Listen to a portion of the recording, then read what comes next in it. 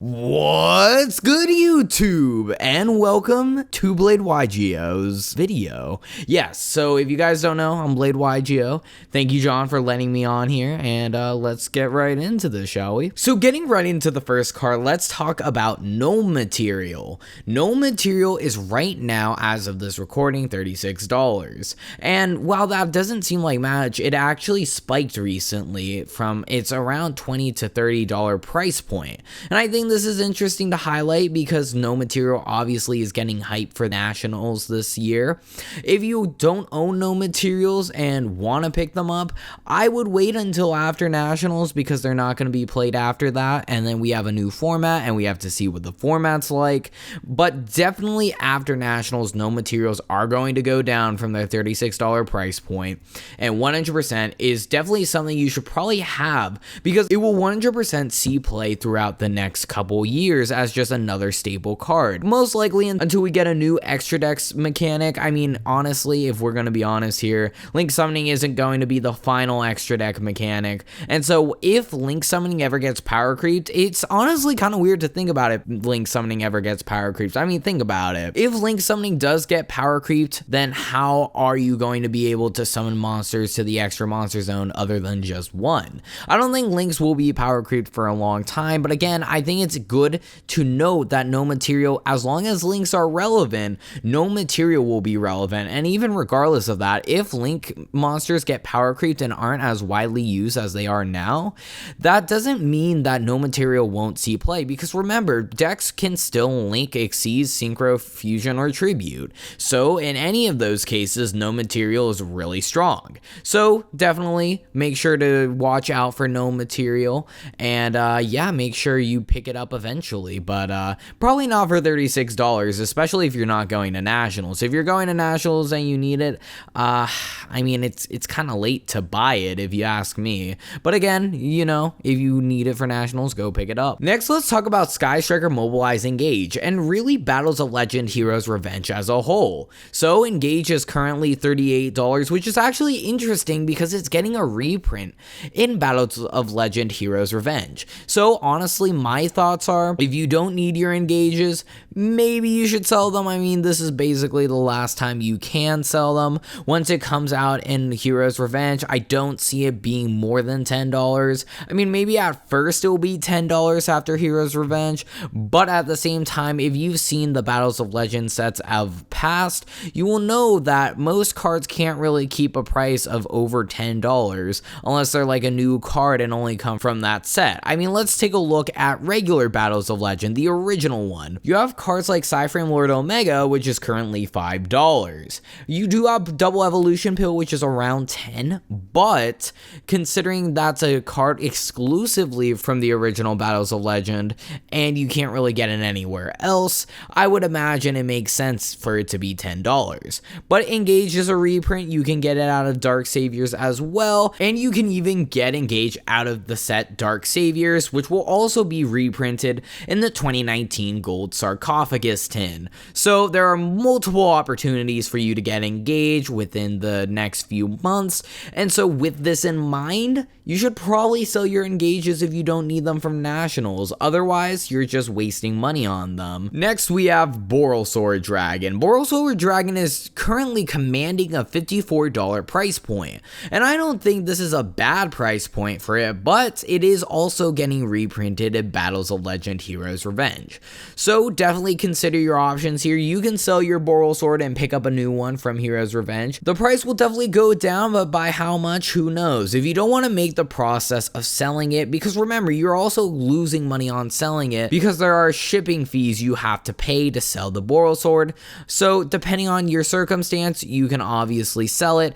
If not, you could hold it. It's totally fine as well. That is up to you to make. Next, I think a big card I wanted to talk about was Ash Blossom. So a lot of people probably think, oh, this isn't a big deal. I mean, hey, Ash is a common now. There are so many printings of it. At max, I'm paying like $7 to $8, right? Well, yeah, but what I will say is Ash Blossom is a card that will get reprinted over time, but regardless of that, it's still commanding $8. And depending on what happens, if it doesn't get a reprint anytime soon, it could eventually go up to $10 to $12. And besides, you probably need Ash to play Yu-Gi-Oh nowadays. So I would pick up your ashes now rather than wait a few months and then they go up even further, when you could just be saving money by paying for them now and get more playtime out of them. 100% pick up your ashes now instead of waiting for them to spike more. Even though it's not really that significant of a spike, I would still recommend you buy them now. I think one really cool card to talk about is Denko-Sekka. So obviously Denko-Sekka is a really good card. I'm not going to say it's super prominent right now,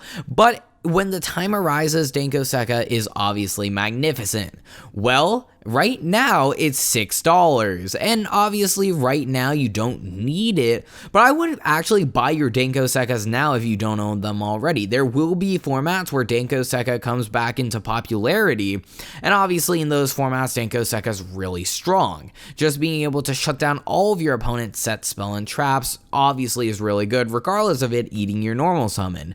In any format where we can play Pendulum more prominently, Denko-Sekka could be a better side deck card for you, so 100% pick up your Denko-Sekkas now. If they've risen over time this much to $6, there's no way they're not going to go up further and further over time, and once the time arises where Denko-Sekka is relevant again, it's just going to spike through the roof. And we've seen it with cards like Psyframe Gear Gamma and Sphere Mode. Both of those cards spiked when it became really good. So definitely, I think at least you should probably pick up your Denko-Sekkas now before they spike even further. And hey, it's only like $20 or less. I mean, it's $18 if you want to value it at $6, whatever.